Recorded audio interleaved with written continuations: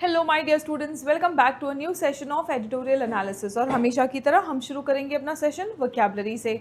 आप अपने एग्जामिनेशन में अच्छा स्कोर करना चाहते हैं और साथ ही साथ सिलेक्शन भी चाहते हैं, तो आप वोकैबुलरी और कॉम्प्रिहेंशन को साथ लेके चलेंगे। सिर्फ ग्रामर से आप इंग्लिश का सेक्शन जो है ये क्वालिफाई तक नहीं कर पाएंगे। Forget about getting a rank और अ सिलेक्शन, राइट। चलिए शुरू करते हैं। आज का पहला वर्ड है अड्रिफ्ट। अड्रिफ्ट का मतलब क्या होता है? अड्रिफ्ट का मतलब क्या होता है? अड्रिफ्ट का मतलब आप भटक रहे हैं बेसिकली। अड्रिफ्ट का मतलब होता है भटकना, दिशाहीन होना, ठीक है। सो अड्रिफ्ट दिशाहीन होना, and this is an adjective, ठीक है। This is an adjective. कोई एम नहीं है, बिना एम की तैयारी किए जा रहे हैं, है ना, बिना एम के पढ़े जा रहे हैं या जीवन बिताए जा रहे हैं, तो हम ऐसे लोगों को अड्रिफ्ट कह सकते हैं, ठीक है। He is lost, he is aimless. अगर उनको सही दिशा मिल रही है, गाइडेड है, या डायरेक्शन मिल रहा है, डायरेक्टेड है, तो ये इसके एंटोनिम्स बन जाएंगे।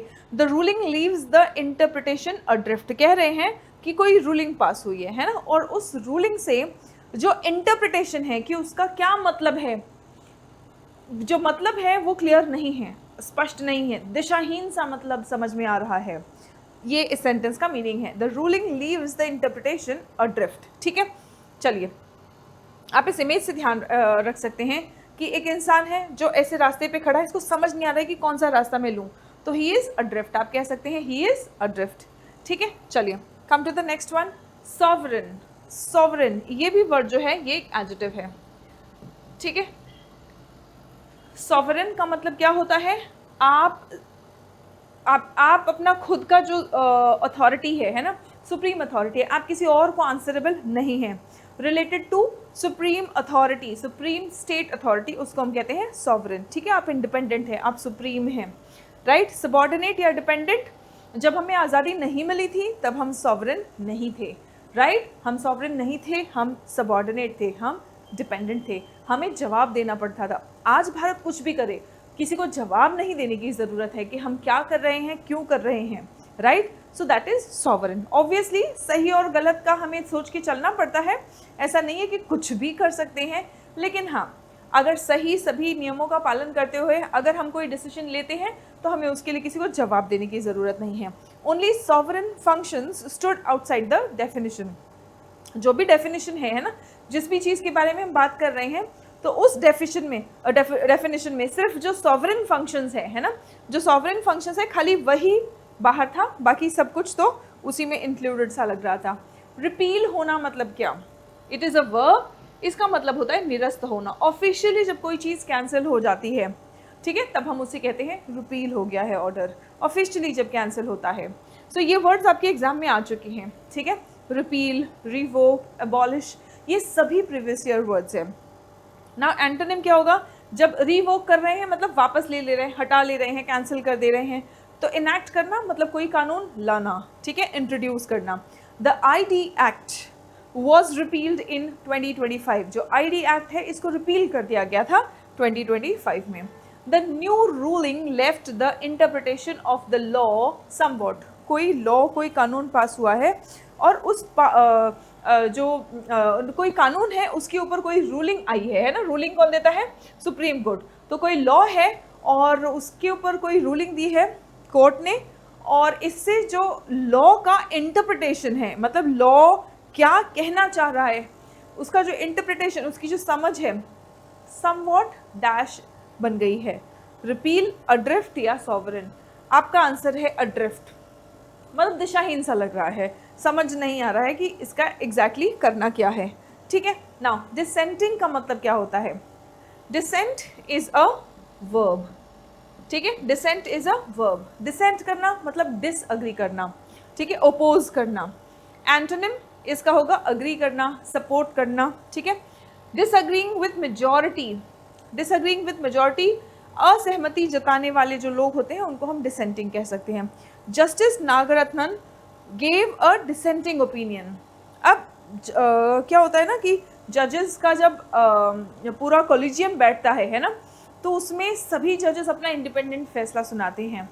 तो कुछ लोगों ने तो कुछ और फैसला सुनाया होगा, लेकिन जस्टिस नागरत्नन जो हैं, इन्होंने एक डिसेंटिंग ओपिनियन दिया मतलब बाकियों से अलग, बाकियों से असहमत ओपिनियन इन्होंने दिया। ठीक है, जैसे आप देख सकते हैं, आप मान लीजिए इतने सारे लोग हैं, तो जो नो कहने वाले हैं ये सब कौन है, ये सब डिसेंटिंग है ना, डिसएग्री करने वाले लोग हैं। बुलवर्क का मतलब क्या होता है, सुरक्षा कवच जिसको आप कहते हो, स्ट्रॉन्ग प्रोटेक्शन। ठीक है, सो बुलवर्क का मतलब होता है स्ट्रॉन्ग प्रोटेक्शन। ठीक है, सुरक्षा कवच, शील्ड या फिर सेफ गार्ड। एंटोनिम क्या होगा, वल्नरेबिलिटी। वल्नरेबल प्रीवियस ईयर में आपके एग्जाम में आ चुका है। सो प्रीवियस ईयर वर्ड है वल्नरेबल। वल्नरेबल का मतलब होता है अब वीक है, एक्सपोज्ड टू डेंजर है। ठीक है, exposure. The test acts as a bulwark for workers. जो टेस्ट है वो एक सुरक्षा कवच की तरह एक्ट करेगा वर्कर्स के लिए, वर्कर्स के लिए सुरक्षा कवच के लिए एक्ट करेगा। तो यहाँ पे आप बताइए बुलवर्क क्या है, ये शील्ड है ना, ये क्या है, ये सुरक्षा कवच की तरह है, तो इसको हम कह सकते हैं बुलवर्क। ठीक है ना। इनकम्बेंट का मतलब क्या है, बहुत ही प्यारा सा शब्द जो कई बार आपको न्यूज़पेपर्स में देखने को मिलेगा। जब भी पॉलिटिक्स की बात होगी या किसी पोजीशन की बात होगी तो इनकम्बेंट वर्ड, कोई भी पोस्ट पोजीशन है ना, कोई पद की बात होगी तो यहाँ पे इनकम्बेंट वर्ड जरूर आएगा। इनकम्बेंट का मतलब क्या होता है, नेसेसरी, नेसेसरी और ऑब्लिगेटरी। ठीक है, नेसेसरी और ऑब्लिगेटरी।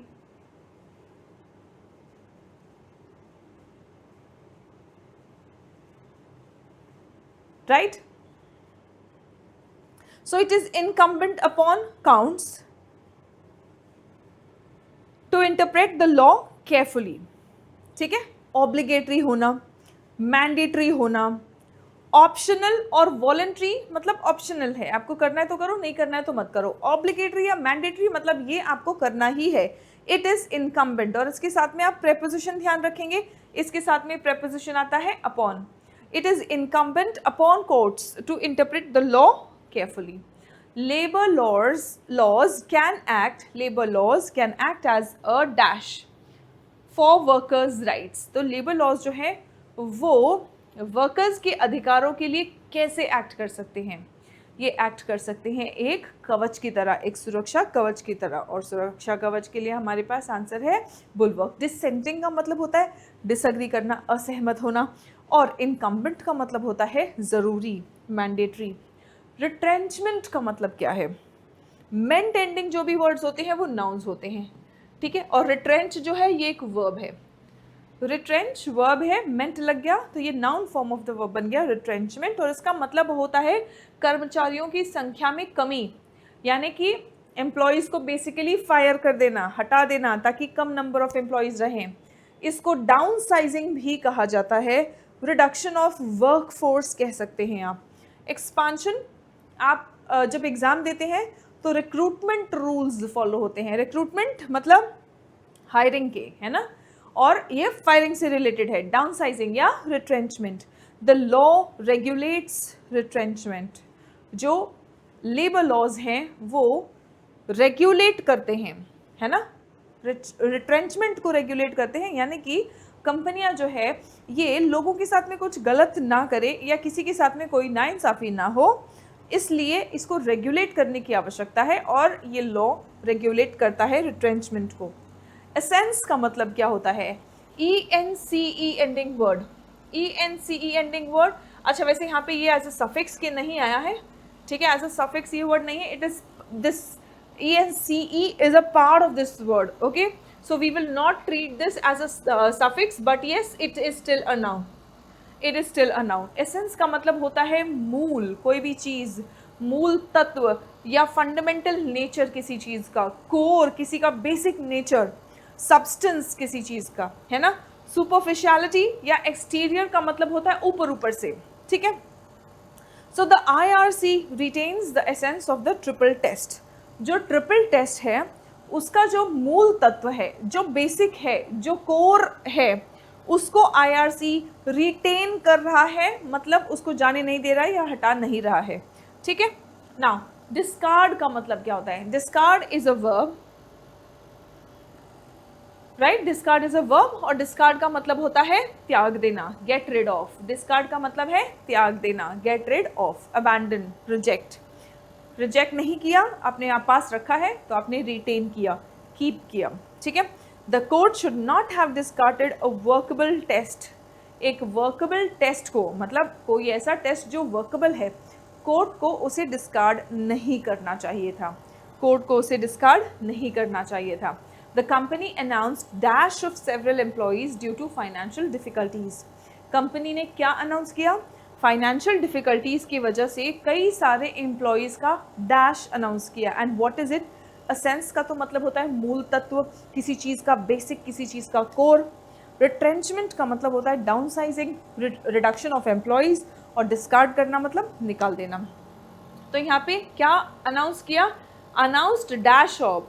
अब यहाँ पे देखो, मीनिंग वाइज अगर आप देखेंगे तो ये दोनों वर्ड्स फिट आ रहे हैं, ठीक है, लेकिन एम्प्लॉयज़ के रिडक्शन से रिलेटेड कौन सा वर्ड है?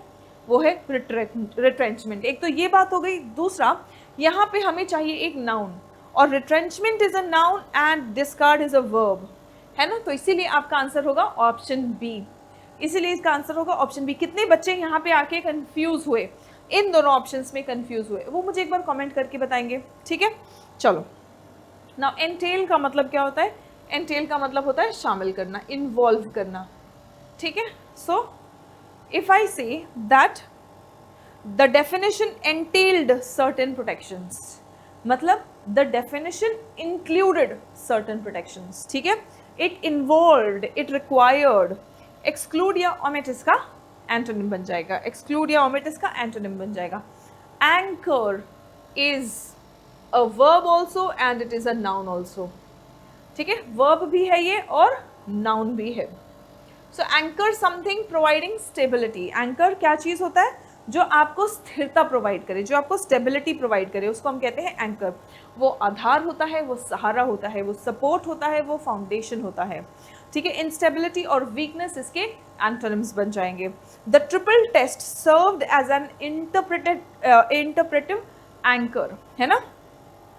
तो इंटरप्रेटिव एंकर टेस्ट ये सर्व कर रहा था क्या? Triple test. The triple test served as an interpretive anchor. At will मतलब मर्जी से, अपनी इच्छा से, स्व इच्छा से, एज वन विशेस, अपनी इच्छा से, फ्रीली, वॉलंटरली। एंटोनिम क्या होगा? मर्जी नहीं है, आपको ये काम करना ही पड़ेगा। यहाँ पे आपकी मर्जी नहीं पूछी जा रही है, तो कंपल्सरीली या फिर रिस्ट्रिक्टिवली, इसके एंटोनिम्स बन जाएंगे, ठीक है। Workers can not be allowed to strike at will. Workers को जब इनका मन करे तब स्ट्राइक करने की इनको परमिशन या नहीं दी जा सकती है। Workers can not be allowed to strike at will, right. The new law may के बाद में वर्ब का V1 फॉर्म आता है, हमेशा याद रखना, किसी भी मॉडल के बाद में। इट्स नॉट जस्ट मे, किसी भी मॉडल के बाद में वर्ब का V1 फॉर्म आता है। So the new law may dash significant responsibilities for employers. जो नया लॉ है वो काफ़ी सारी जिम्मेदारियां एम्प्लॉयर्स, मतलब जो नौकरी देते हैं, तो उनके ऊपर से काफ़ी सारी रिस्पॉन्सिबिलिटीज़ को डैश कर सकता है, ठीक है। तो एंकर, एंटेल या फिर एट विल। एंकर का मतलब क्या होता है? सपोर्ट देना, ठीक है। एंटेल का मतलब क्या होता है? Entail means require.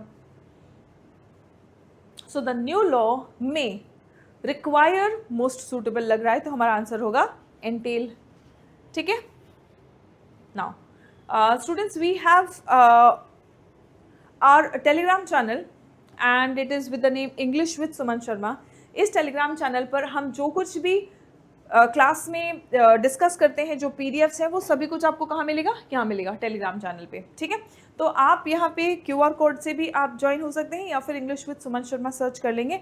वैसे क्यूआर कोड से ज्वाइन करेंगे तो आप मेरे ही चैनल पे पहुँचेंगे, नहीं तो कहीं और पहुँच जाएंगे, ठीक है ना। हमारे बैचेस जो हैं, एक तो अगर आप अपनी कम्युनिकेशन स्किल्स इंप्रूव करना चाहते हैं तो हमारा बैच है स्पोकन इंग्लिश एक्सप्रेस बैच। और जो बच्चे अपना 1 डे कॉम्पिटिटिव एग्जामिनेशन की तैयारी कर रहे हैं, ठीक है, तो अगर आप 1 डे कॉम्पिटिटिव एग्जामिनेशन की तैयारी कर रहे हैं तो आपके लिए बैच है कंप्लीट इंग्लिश फाउंडेशन बैच, ठीक है। आपके लिए क्या बैच है? Complete English foundation batch. यहाँ पर आपको कंप्लीट बैच का एक्सेस, क्योंकि बहुत सारे बच्चों का डिमांड आ रहा था, पहले मैंने यहाँ पे प्लान्स रखा था 3 month, 6 month and 12 month plan. अभी आपको लिमिटेड टाइम के लिए कंप्लीट बैच का एक्सेस मिल जाएगा 1 ईयर वैलिडिटी के साथ में एट जस्ट 249 रुपीज़, ठीक है। 249 रुपीज़ में आपको 200 प्लस प्री रिकॉर्डेड सेशंस मिल जाएंगे, VOD सेशंस, और इसकी वैलिडिटी होगी 1 ईयर की, इसकी वैलिडिटी होगी 1 ईयर की। आइए चलिए शुरू करते हैं अपना एडिटोरियल, ठीक है। सो ट्रिपल टेस्ट की हम बात कर रहे हैं, अड्रिफ्ट की बात कर रहे हैं, यानी कि भटका हुआ, फिर ट्रिपल टेस्ट, एंड ये किस चीज़ के ऊपर, जो मेन मुद्दा है वो क्या है कि कोई रूलिंग आया है, कोई सुप्रीम कोर्ट का रूलिंग आया है। किस चीज़ पर रूलिंग आया भाई, किस चीज़ पे रूलिंग आया है कि इंडस्ट्री का डेफिनेशन क्या है, इंडस्ट्री का डेफिनेशन क्या है। The supreme court should not have discarded a workable test on industry. इसी सेंटेंस से आपको ऑथर का टोन समझ में आ जाना चाहिए, आपको समझ में आ जाना चाहिए कि ऑथर जो कुछ भी हुआ है, जो भी रूलिंग आई है, उससे सहमत नहीं है, ठीक है। So the supreme court should not have discarded, discard करना मतलब हटा देना, रिजेक्ट कर देना, अ वर्केबल टेस्ट ऑन इंडस्ट्री। तो इंडस्ट्री क्या है, इसका एक वर्केबल टेस्ट था और इसको नहीं हटाना चाहिए था सुप्रीम कोर्ट को। ऑन अगस्त 20 अ 9 जज bench of the supreme court of India, तो 9 जज बेंच बैठा है सुप्रीम कोर्ट ऑफ इंडिया का, ठीक है, 20 अगस्त को, और इन्होंने डिलीवर किया एक judgement, delivered a judgement on the correctness of the ruling in Bangalore water supply and sewerage board versus A Rajappa 1978। तो 1978 का ये रूलिंग है और ये कितना सही है, ये इवैल्यूएट करने के लिए, ये असेस करने के लिए सुप्रीम कोर्ट का एक 9 जज बेंच बैठा था, ठीक है। अब इन दैट जजमेंट, मतलब उस जजमेंट में हुआ क्या था, जस्टिस VR कृष्ण अय्यर, इन्होंने कहा था, had laid down what was called the triple test. उन्होंने एक ट्रिपल टेस्ट क्या है वो बताया था, ठीक है। On what counts as an industry under section 2J of the industrial disputes act. तो ID एक्ट क्या है, इंडस्ट्रियल डिस्प्यूट्स एक्ट है, क्योंकि इंडस्ट्रीज कोई भी काम चलता है तो फिर मतलब मतभेद आ जाते हैं, और अगर वो मतभेद डिस्प्यूट में बदल जा रहे हैं तो उसको सुलझाने के लिए भी रास्ते बना के रखने पड़ते हैं। इंडस्ट्रियल डिस्प्यूट्स अगर होते हैं तो उसको सुलझाने के लिए जो एक्ट बना रखा है, ठीक है, तो उसके सेक्शन 2J में क्या industry as an industry count होता है, उसके लिए उन्होंने एक ट्रिपल टेस्ट बना रखा था, ठीक है। 3 कंडीशंस, ट्रिपल टेस्ट क्यों कहा जा रहा है, 3 conditions were to be met. किसी भी इंडस्ट्री को 3 कंडीशंस को सेटिस्फाई करना था, a systematic activity, employer employ cooperation and production और distribution of goods and services, ठीक है, to satisfy human wants other than those that are purely religious और स्पिरिचुअल, ठीक है। रिलीजियस या स्पिरिचुअल चीज़ों को छोड़ के अगर इंसान की कोई ज़रूरतें हैं, ह्यूमन वांट्स हैं, तो उसको सेटिस्फाई करने के लिए जो भी गुड्स एंड सर्विसेज बन रहे हैं और डिस्ट्रीब्यूट हो रहे हैं, प्रोडक्शन एंड डिस्ट्रीब्यूशन, ठीक है, ये हो रहा है। एम्प्लॉयर एम्प्लॉय कोऑपरेशन है और सिस्टमैटिक एक्टिविटी है, ठीक है। प्रॉफिट, ये तीनों चीज़ उन्होंने क्या किया था, 3 conditions were to be met for an industry. Industry के लिए ये 3 कंडीशंस सेटिस्फाई होना ज़रूरी था। Profit motive was irrelevant. अब प्रॉफिट मोटिव जो है वो इररेलेवेंट है, कि तुम प्रॉफिट के लिए काम कर रहे हो, किस चीज़ के लिए काम कर रहे हो, इररेलेवेंट है, ठीक है। What mattered in this determination was the nature of the activity. यहाँ पर जो मैटर कर रहा था वो क्या था कि नेचर ऑफ द एक्टिविटी क्या है, एक्टिविटी का नेचर क्या है, ठीक है। And only sovereign functions stood outside it, ठीक है। और इस डेफिनेशन में सॉवरेन फंक्शंस यानी कि राष्ट्र के जो फंक्शंस हैं ये बाहर थे, इसको नहीं काउंट करेंगे, नहीं तो फिर हम बोलेंगे कि भाई सरकार भी अगर कोई सॉवरेन फंक्शन है वो कर रहे हैं और उसमें ये तीनों सेटिस्फाई हो रहा है तो उसको भी इंडस्ट्री बोल दो, नहीं, ठीक है। सॉवरेन फंक्शंस जो थे वो इसके बाहर थे, रिलीजियस और स्पिरिचुअल चीज़ें इनको छोड़कर, ठीक है। और ये purely only other than those that are purely religious और स्पिरिचुअल, कोई चीज़ अगर प्योरली रिलीजियस या स्पिरिचुअल है, ठीक है, वहाँ पे भी ये सब चीज़ें हैं तो उसको इंडस्ट्री नहीं कहा जाएगा, ठीक है। नाउ अ 5 जज bench in state of UP, अब यूपी में आ जाते हैं, ठीक है। इन state of UP versus Jaibir Singh, 2005 में 5 जज बेंच बैठे थे, ठीक है, in the state of UP versus Jaibir Singh. इन्होंने एक डाउट रेज किया था, raised a doubt about this definition, इस डेफिनेशन के बारे में उन्होंने एक डाउट रेज किया था क्या, एंड द 7 जज bench sent it to the current 9। देखो यूजुअली क्या होता है ना कि सुप्रीम कोर्ट का जब कोई रूलिंग आता है तो जब कोई बेंच, जैसे एक सिंगल जज बेंच ने अगर कुछ बोला है ना, तो नेक्स्ट उसको इवैल्यूएट करने के लिए अगर कोई डाउट उठता है तो उससे बड़ा जज ऑफ बेंच है ना, फिर उसके बाद उससे बड़ा बेंच ऑफ जजेस बैठता है, ठीक है। तो पहले 5 जज बेंच बैठे थे, फिर उसके बाद में 7 जज और अब 9 जज बेंच ने ये रूलिंग पास किया है। अब यहाँ पे क्या हुआ था, state of UP versus Jaiveer Singh 2005 और 5 जज बेंच, ठीक है, ये 5 जज बेंच है। इन्होंने एक डाउट रेज किया था अबाउट दिस डेफिनेशन, जो डेफिनेशन है अभी इंडस्ट्री का, उसको लेके डाउट रेज किया था। और फिर उसके बाद में एंड अ 7 जज bench sent it to the current, फिर उसके बाद एक 7 जज बेंच पे बैठे और उन्होंने बोला कि नहीं और सोचने समझने की ज़रूरत है इस पर, और उन्होंने भेज दिया ये 9 जज बेंच जो अभी बैठे थे उनको, ठीक है, टू द करंट 9 जज bench.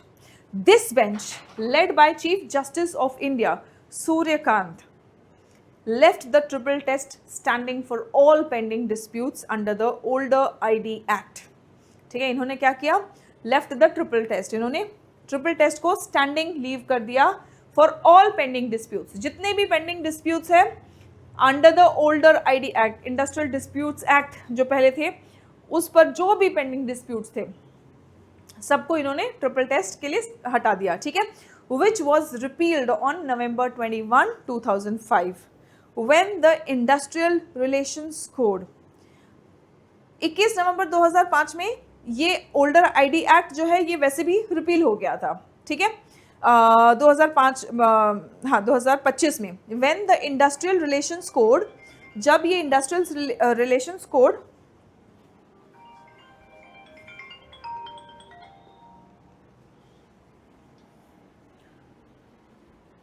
IRC 2020 came into force, ठीक है। Now a majority of the 9 judge bench, majority of the 9 judge bench जो है इन्होंने क्या रूल किया, also ruled that the BWSSB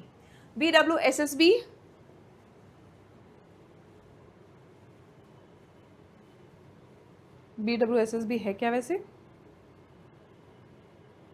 have we missed something, हाँ ये Bangalore water supply and sewerage board versus A Rajappa, ठीक है, ये वाले जो केस की हम बात कर रहे हैं। तो मैक्सिमम जजेस, ये जो 9 जजेस बैठे थे इनमें से मैक्सिमम ने क्या कहा,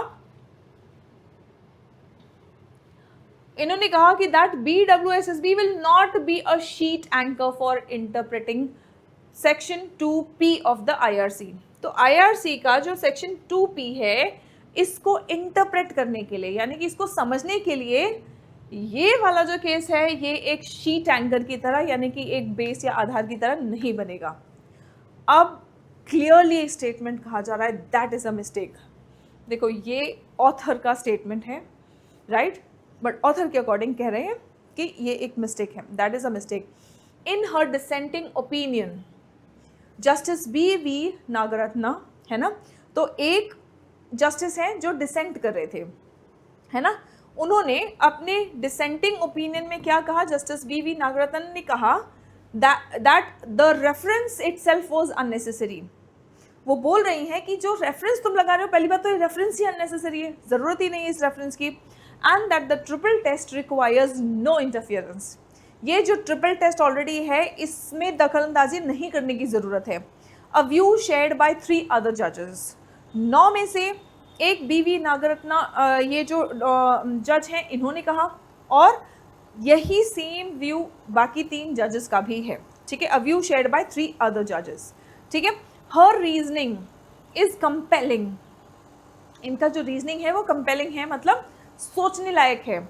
since 1978 particularly after the liberalization and privatization, कह रहे हैं कि 1978 के बाद और खासकर लिबरलाइजेशन एंड प्राइवेटाइजेशन रिफॉर्म्स के बाद, reforms of 1991, a far higher number of workers have moved to the private sector. बहुत सारे वर्कर्स हैं जो प्राइवेट सेक्टर की ओर मूव कर गए हैं। A far higher number of workers have moved to the private sector out of the security of public employment. Public employment, government job की जो सिक्योरिटी थी, इससे बाहर हटके बहुत ज़्यादा नंबर ऑफ वर्कर्स जो हैं वो प्राइवेट सेक्टर में गए हैं। An expansive definition of industry, मतलब इंडस्ट्री का एक जो है expansive definition,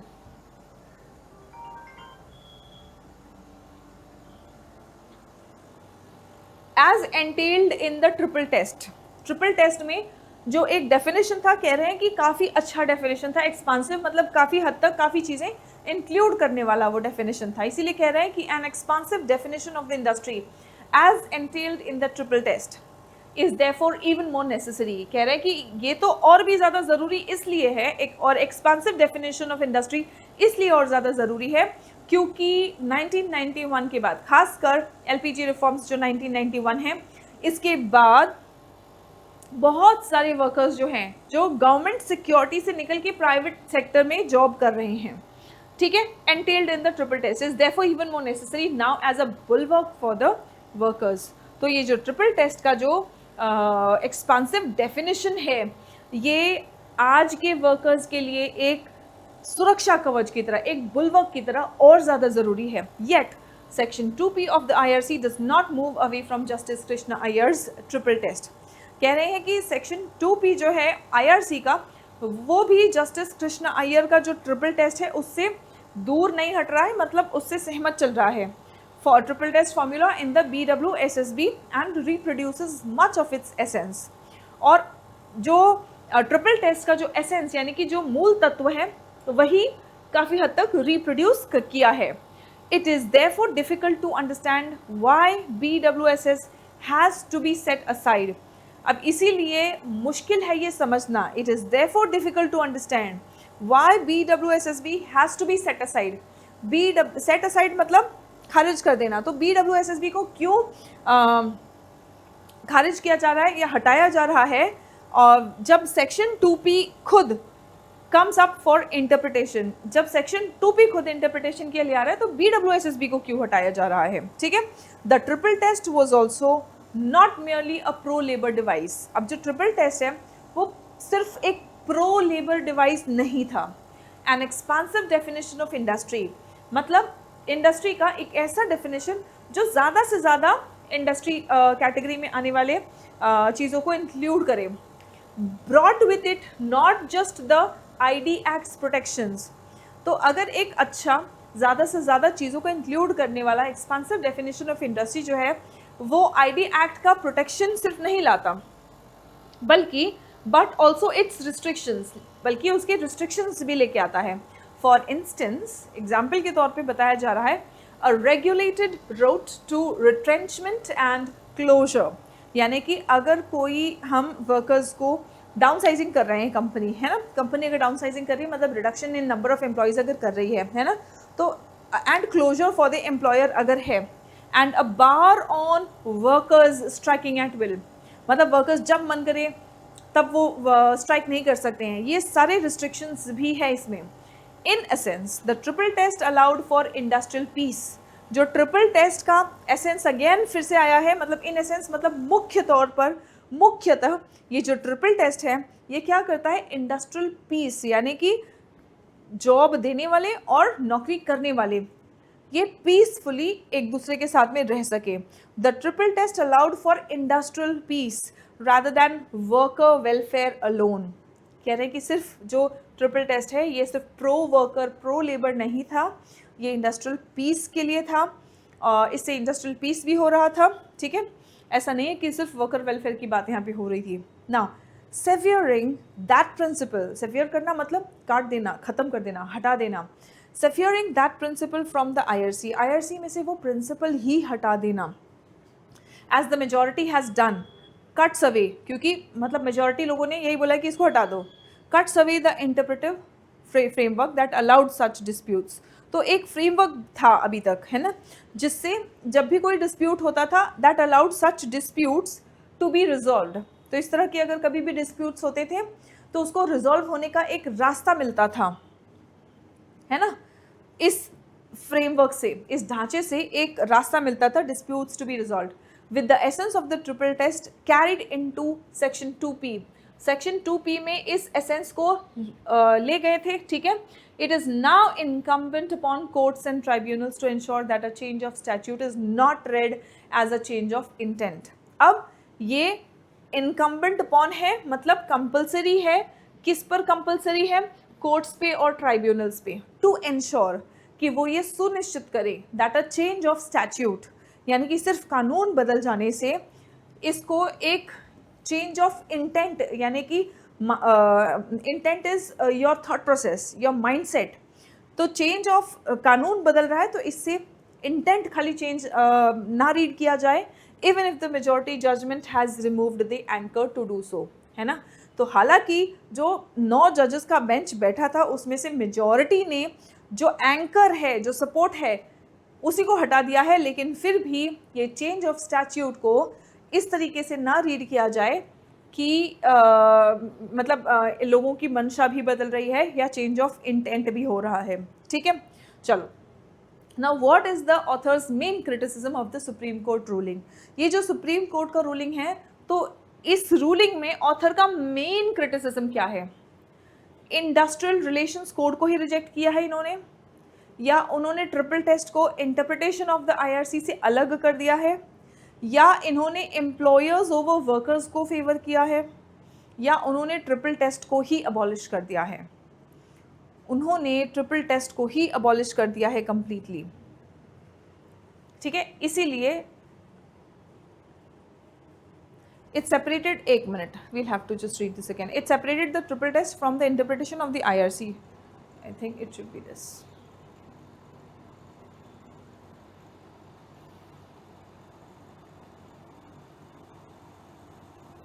In that judgment, justice एक minute, should not have discarded a workable test. उन्होंने discard किया है, नहीं, ठीक है, तो वही आपका आंसर, ठीक है।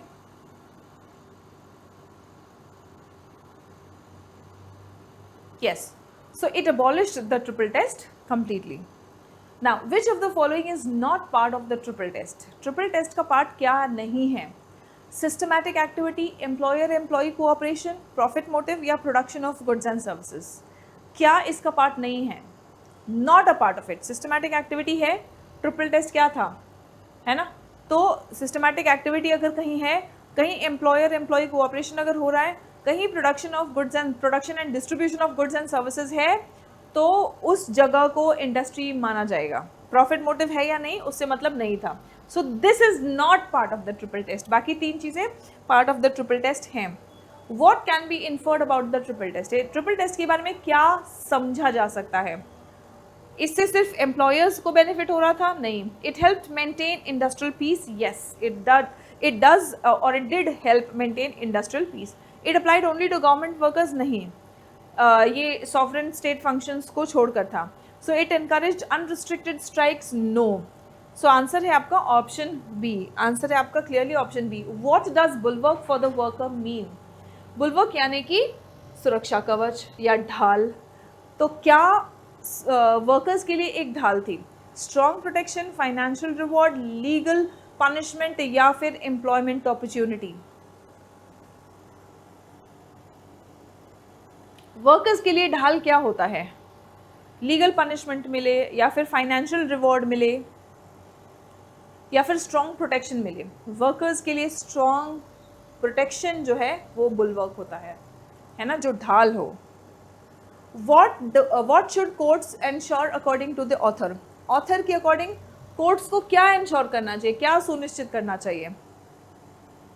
कोर्ट्स को ये सुनिश्चित करना चाहिए कि चेंज इन स्टैट्यूट यानी कि लॉज, तो लॉज में भले ही चेंज आया है लेकिन इसको चेंज इन इंटेंट ना माना जाए। इसको चेंज इन इंटेंट यानी कि मंशा में, माइंडसेट में चेंज ना माना जाए। सिर्फ कानून बदला है, लोगों की जो नीयत है, हम जिसको नीयत कहते हैं, है ना, तो नीयत नहीं बदली है अभी भी। इसको अगर कानून बदला है तो इसको नीयत में बदलाव नहीं माने, डज नॉट नेसेसरीली मीन, ठीक है। तो ये कोर्ट्स को इंश्योर करना चाहिए अकॉर्डिंग टू द ऑथर के अकॉर्डिंग, ठीक है। चलो, अब discussion point, should labour laws prioritize worker protection? जो भी लेबर लॉ बन रहे हैं, क्या सभी लेबर लॉज में प्राथमिकता देना, यानी कि प्रायोरिटाइज करना चाहिए कि भाई वर्कर्स का प्रोटेक्शन करो और maintain a balance between workers and employees, या वर्कर्स और एम्प्लॉयर्स के बीच में बैलेंस बनाना चाहिए? लेबर लॉज का क्या मकसद होना चाहिए? वर्कर्स को प्रोटेक्शन देना या वर्कर्स और एम्प्लॉयर्स दोनों के बीच में बैलेंस बना के रखना? आप मुझे कमेंट करके बताएंगे अपना ओपिनियन। अपने ओपिनियन फॉर्म करने के लिए यहाँ पे कुछ आपके पास की पॉइंट्स हैं, right students? So that's it for today, see you in the next session. तब तक अपना ख्याल रखें, स्वस्थ रहें, मस्त रहें, सभी बच्चे पढ़ते रहें और आगे बढ़ते रहें। आज का सेशन कैसा लगा मुझे कमेंट करके ज़रूर बताना, और आपका 5 में से कितना स्कोर रहा वो भी ज़रूर बताना। See you in the next session. जय हिंद एवरीवन।